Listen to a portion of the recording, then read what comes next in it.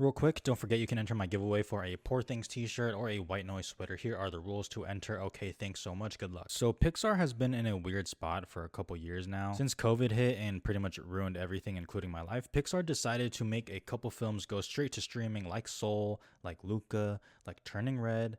And I get it. COVID was weird and you still wanted to serve the audience. That's cool. But also by doing that, you're conditioning people to just expect these movies to drop on Disney Plus, and now the once guaranteed moneymaker company isn't so guaranteed anymore. Then you throw in the awfully confusing and just bad movie Lightyear on top of it all, and yeah, it's not great. And most recently, comments were made by Pixar's COO, Pete Docter, has talked about Pixar's struggles, and basically it feels like they're kind of pivoting away from those personal stories like Luca and Turning Red, two very good movies by the way, and more towards something a little bit more broad. In comes Inside Out 2, 9 years after the first one tore my heart out. Rip Bing Bong, I'll never forget you. Now, Pixar sequels outside of the Toy Story franchise are pretty hit or miss, or in the case of Cars 2, just an absolute abomination. Well, I had a chance to see Inside Out 2, and it's pretty good.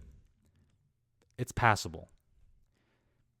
Is this the tree of life for kids? Now, I think it's important to let you all know my thoughts on the first Inside Out, which I'll be very quick with. Masterpiece. I've seen it so many times and it moves me every single time. So the movie was already going against pretty tall expectations, at least for me personally, and I'm sure that influences how I viewed it ultimately. But this movie is really on a tightrope with me because while I simultaneously think that this movie is a step down from the first one in almost every single way, albeit still good, I'm still so impressed. I'm impressed by the messaging and how it handles it, and I'm glad it exists, and that's not faint praise either. I know some people obviously don't like Inside Out as much as I do. I mean, obviously you don't expect everyone to agree with you, but one thing I kind of heard a bit is either A, the movie just wants to make you cry, to which I say, who gives a fuck? Or B, the messaging is very on the nose, but the movie thinks it's profound. Now let me address that second point here because I can see people saying the same thing. Inside Out 2 is far more complex than the first one in both story and messaging, which makes sense. She's a teenager. She's going through puberty, and of course, everything feels like it's at such a heightened sense of like everything. I mean, the movie touches on anxiety attacks for God's sake. But the thing I love about the first Inside Out, and now the second one does something very similar, is that it just makes these messages palatable for kids. It takes these very complex themes and it has a very nuanced take and it makes it very accessible.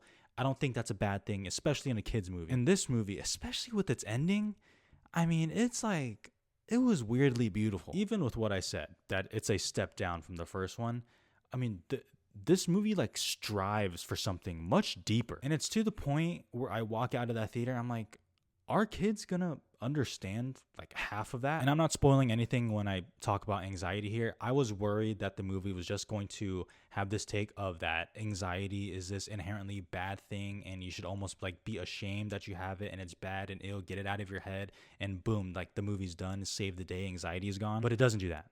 It has a very nuanced take on anxiety, and like thank God for that. It talks about how to embrace all of you, how it's okay to feel that your sense of self or your worth is just fluctuating, and sometimes you're good enough and sometimes you're not good enough. And I'm sure to us that isn't like some profound statement, right? I mean, obviously we're much older, but man, for kids or especially someone at the same age of 13, like I think it is to them. Sometimes it can help to just hear things or see it illustrated plainly. Like sometimes you just need that. Now with that being said, you know, for me personally, I'm killing that orange fucker. Anxiety is definitely in my head, that's for sure. But I mean, the animation's stunning. I mean, talking about the animation in the Pixar movie is like kind of boring because like, of course it's stunning. I mean, also incorporating other styles of animations for various characters is pretty cool. The voice acting is all fantastic from everybody. And again, it just sticks the landing. I mean, people were crying. Well, you know, as I mentioned earlier, it still is a step down from the first one. And this isn't one of those deals where it's like, yeah, that in particular, yeah, not good, really sticks out.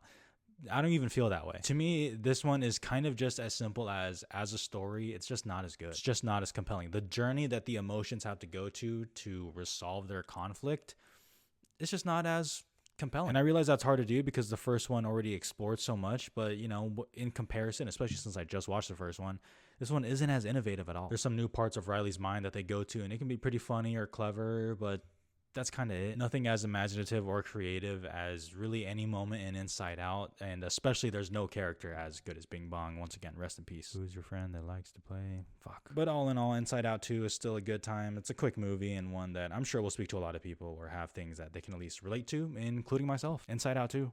3.5 stars. They should just make another one like 9 years after this of like her in like college or something. Then the emotions would get real crazy. What about like the horny emotion? Okay, I'm good.